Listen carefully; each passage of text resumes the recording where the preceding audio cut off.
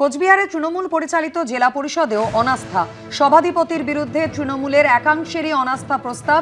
সভাধিপতি এবং সহ সভাধিপতির বিরুদ্ধে দলেরই একাংশ অনাস্থা প্রস্তাব আনে। 31 জন সদস্যের মধ্যে সভাধিপতির বিরুদ্ধে 17 জনের অনাস্থা প্রস্তাব। মুখ্যমন্ত্রীর উপরে আস্থা রেখেই এই অনাস্থা প্রস্তাব আনা হয়েছে, এমনটাই দাবি বিক্ষুব্ধদের। আমরা সভাধিপতি এবং সহকারী সভাধিপতির বিরুদ্ধে আমরা অনাস্থা নিয়ে এসেছি।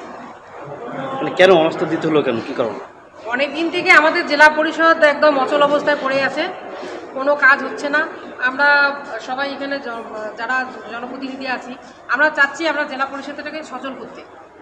আপনারা যে অনাস্থা দিলেন, এটা তারাই কি বিজেপির সাথে কোনো কথা হয়েছে আপনাদের? না, কোনো কথা হয়নি, আমরা নিজেরাই আমরা অনাস্থা নিয়ে এসেছি। কতজন মিলে এনেছেন? 20-21 জনের মতো। আজকে কতজন? আজকে কতজন ছিল? আজকে 17 জন ছিল। মে মাসের 4 তারিখ, তারপর থেকে আমাদের জেলা পরিষদ অচল অবস্থায় পড়ে আছে। সেটাকে সচল করার জন্যে আমরা প্রত্যেকটা জায়গায় প্রতিশ্রুতি দিয়ে এসেছি, মানুষের কাজ করব।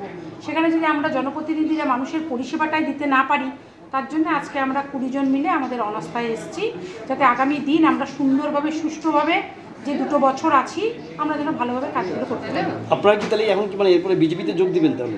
না, সেরকম কোনো সম্ভাবনা এখনও নেই, সেরকম বলতে পারছি না। আমরা সবাই এখানে এসেছি, আমরা এখন অনাস্থাটা আগে দিই, সময় কথা বলবে।